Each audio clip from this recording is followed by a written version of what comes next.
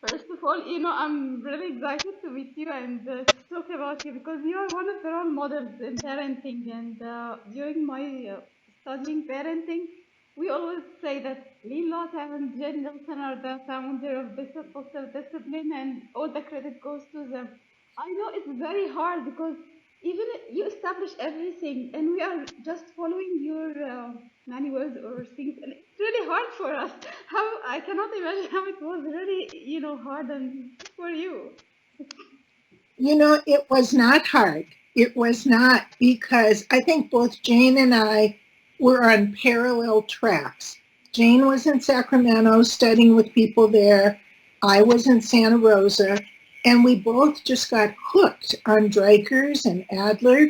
And we studied separately. And then one day we met at a conference. And it's like, we should do something together. So, yeah, it's been a great journey. Very nice. Yes, sure it is. And what I know when you discovered that you have this passion for parenting and helping parents, helping the person develop young kids, capable young kids. I started working, well, I babysat when I was young. And then when I was 14, I got my first job at a summer camp. So I've been working with kids one way or another since I was 14. Oh. Yeah, and with parenting, I don't know if you are familiar with this name, Miriam Pugh, P-E-W, and Mim was what we called her, Mim. When my husband of the time, my first husband, Jerry, was in graduate school, he was in school with Mim. And Mim found out I was pregnant, and Mim said, give this to your wife, and you guys read this. It will help you a lot. And it was a copy of the book Children the Challenge. And that book changed my life, Rudolph Dreikers. That was the beginning for me. Yes, it's a great book. I have it. I still didn't read it, but I have it just in case. I will read it one day. Yeah, good book. Uh, And what about your up moments and down moments? Sure, it's long journey and it has many ups and many downs, I think. yeah. How you manage Well, everything and how what you can share with us your stories. okay. So for my down moments, I think it's the most frustrating when people just want to be autocratic dictator parents with their children. I know. And there's no amount of reasoning. It's like, this is how it is. Yes, And I'm the that, elder. You should follow me. I know this mentality. oh, I can imagine. And, I've watched the swing because I've been doing this for so long. So then a lot of people went to the other side, spoiling their children and doing everything for them. And the kids were just so helpless and entitled. So that wasn't so good either. So, that's frustrating when people just don't want to listen to reason, but many people don't. Yes. So, yeah, my up moments are like here you and I are meeting people who are studying, they're interested, they're excited, they're sharing, they're learning by teaching. Those are the up moments for me. And Oh, being with my kids and my grandkids and seeing what terrific people they are. Really great. oh. Yes, you really did a good job, a great job. I'm I know it's really long journey, and just to see it how to how people follow the concepts and trying to because I met these people here, the people who has this mentality. No, no, you have to do this. That's my rule. That I am the authority. Or just the opposite. I met both of them, and it's really difficult to make them kind and firm at the same time. Yeah, it's challenging. It's Yes. very challenging. Yeah. Um, okay. Could you share us a step or two that you think if parents can do that, this step, just they will handle the challenge more easily. Daily challenge with the kids every.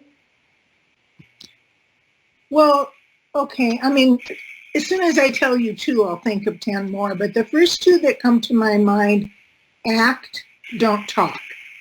When I watch parents who are having problems, all they do is talk.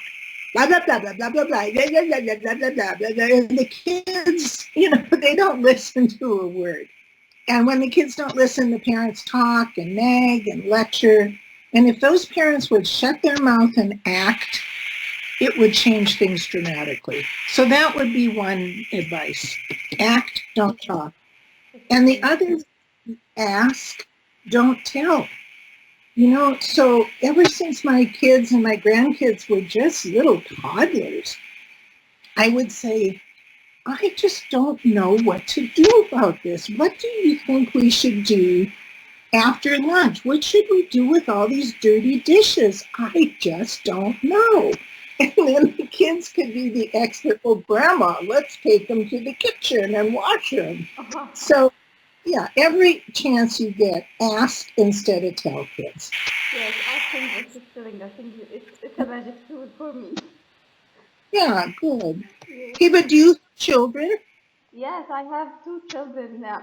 My biggest is 8 years old boy, and the second one is almost 6. She's a girl, but she's very, But both of the disciplinary changes my life, because before it I was so exhausted I cannot find the tools or what I can do. But now, even if something slipped or I didn't manage, for moments, if I'm very stressed or so, but I know what if I made a mistake. Okay, I made a mistake. I can recover. And they are really accepted. Today, my son told me, Mommy, you have to, if you are stressed, I know you are stressed, but don't do this is stress on us.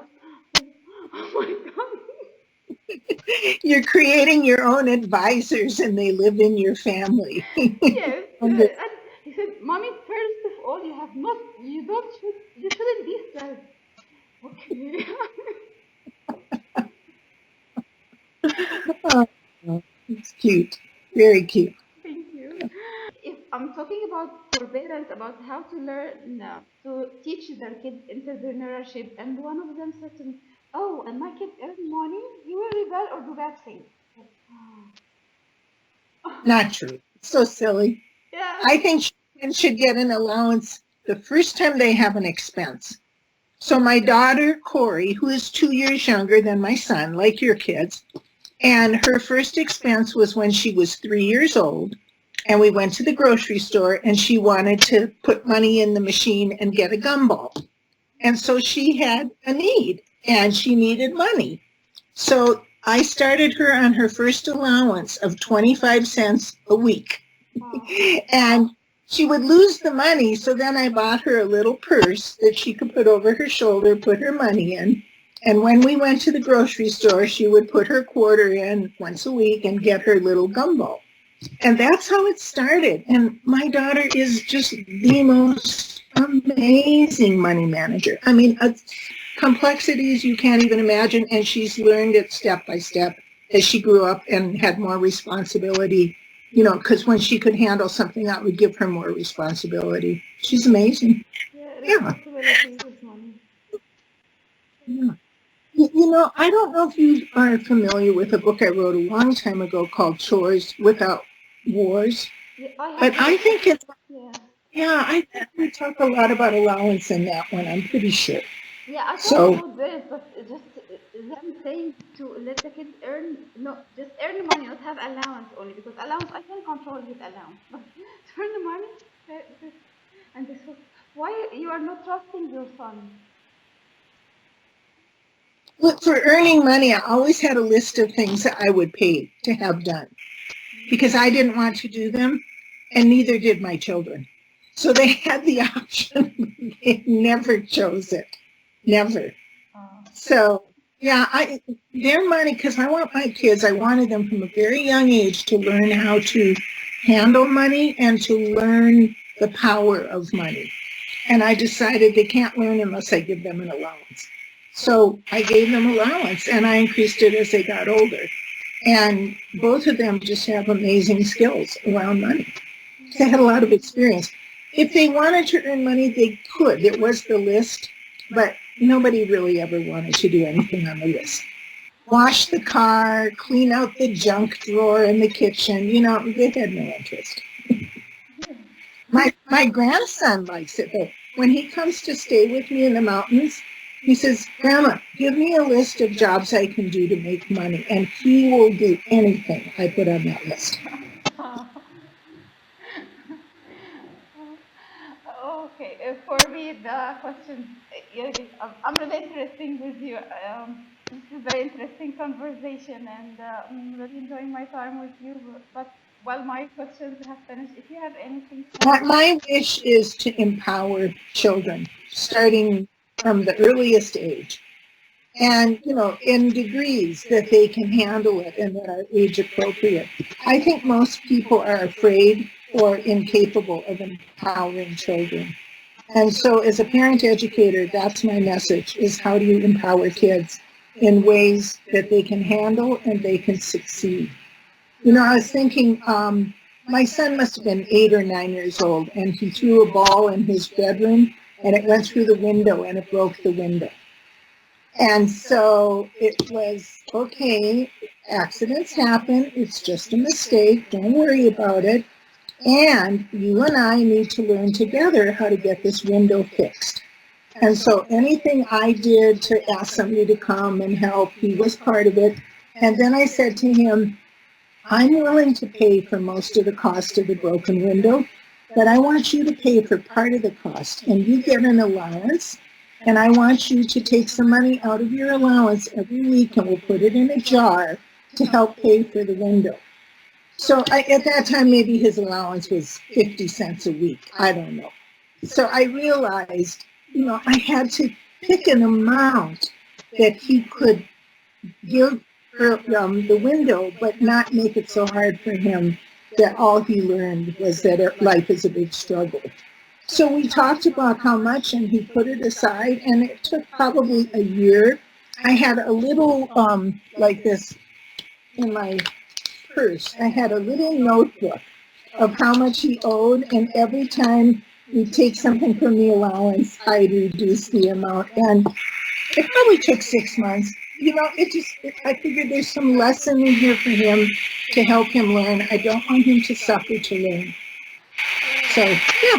So this is lovely. Thank you. You can always ask me questions by email, or if you want to Skype, I'm happy to do it. Oh, thank you, really. You know, I'm really appreciative. So I appreciate your effort and everything. You are so kind, really, so generous. Well, thank you. Thank you. Yeah, have a great day. Bye-bye. Bye. Bye. Thank you.